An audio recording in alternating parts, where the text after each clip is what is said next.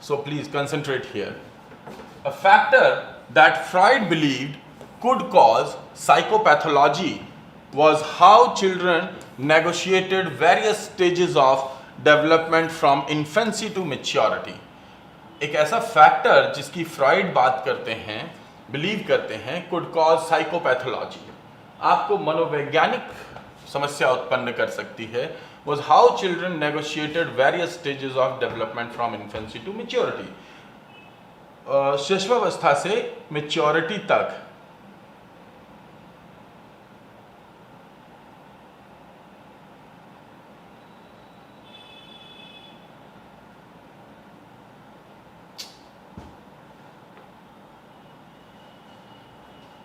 infancy to maturity तक he defined a number of important stages through which childhood development progressed, and each of these stages was named after which of the following. तो ये जो stages हैं इनको किसके साथ में name किया जाता है, इनको किस चीज के साथ जोड़ करके नेम किया जाता है? Option A, a body area और erogenous zone, a famous person, his patients, or a bodily function. Simple question है कि फ्रॉइड ने किन चीज़ों के आधार पर जो अपनी स्टेजेस थी उनको दिया है. तो यहाँ पे ध्यान रखेंगे एक बॉडी एरिया या एरोजिनस जोन, यानी किस क्षेत्र से हमें मज़ा आता है. तो जैसे आपने ऑरल स्टेज, अनाल स्टेज, फैलिक स्टेज की बात की, ये सब एरोजिनस जोन्स होते हैं, ठीक है ना. Next question, which of the following is not a method of assessment? इनमें से कौन सा मेथड ऑफ असेसमेंट नहीं है? हाँ बिल्कुल सही, इनमें से कौन सा मेथड ऑफ असेसमेंट नहीं है? Structured clinical interview, personality inventories, projective tests और थैलेमिक टेस्ट्स. इनमें से कौन सा एक मेथड ऑफ असेसमेंट नहीं है? जी, आंसर होगा फोर्थ यानी कि डी. इसमें से थैलेमिक टेस्ट जो होता है वो ब्रेन के लिए किया जाता है, लेकिन वो असेसमेंट के लिए नहीं किया जाता. Next is Rorschach projective test are design to measure. Rorschach का जो प्रोजेक्टिव टेस्ट है वो डिजाइन किया गया है क्या मेजर करने के लिए? 1. अनकॉन्शियस इंटेंशंस, बी ड्रीम्स, सी कॉन्शियस डिजायर्स और डी ब्रेन साइंस. जी बिल्कुल सही, थैलेमिक टेस्ट होगा. हाँ 4. यहाँ पे अनकॉन्शियस इंटेंशंस होगा, तो रोशा का जो प्रोजेक्टिव टेस्ट है उसको डिजाइन किया गया है अनकॉन्शियस इंटेंशंस को जानने के लिए. उसमें 10 कार्ड होते हैं, है ना, 5 ब्लैक एंड वाइट होते हैं, 3 2 कलर के होते हैं और 2 मिक्स्ड कलर्स होते हैं, है ना. जी बिल्कुल सही है, अनकॉन्शियस इंटेंशंस होगा. Next, tests such as the Wechsler Adult Intelligence Scale can be used to assess eligibility for. Test जैसे कि वेस्लर एडल्ट इंटेलिजेंस स्केल होता है, can be use to assess eligibility for, का इस्तेमाल एलिजिबिलिटी को जांचने के लिए किया जा सकता है. Option A special educational needs, B housing benefits, C disability allowances और सुसाइड रिस्क. टेस्ट जैसे वेस्लर एडल्ट इंटेलिजेंस स्केल है उसका इस्तेमाल स्पेशल एजुकेशन नीड्स के लिए किया जाता है आईडी टेस्ट में.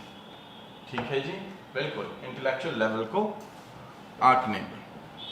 नेक्स्ट क्वेश्चन, प्रेडिक्शन इज, जब हम कोई टेस्ट या मेजरमेंट करते हैं तो उससे जुड़े हुए कुछ प्रेडिक्शंस होते हैं. सही बात, ए होगा आंसर. जी, एडोलसेंस या उसके ऊपर भी हो सकता है. Prediction is, option A reasoning where by two objects are assume to be similar, जहाँ पे दो ऑब्जेक्ट सिमिलर लगे।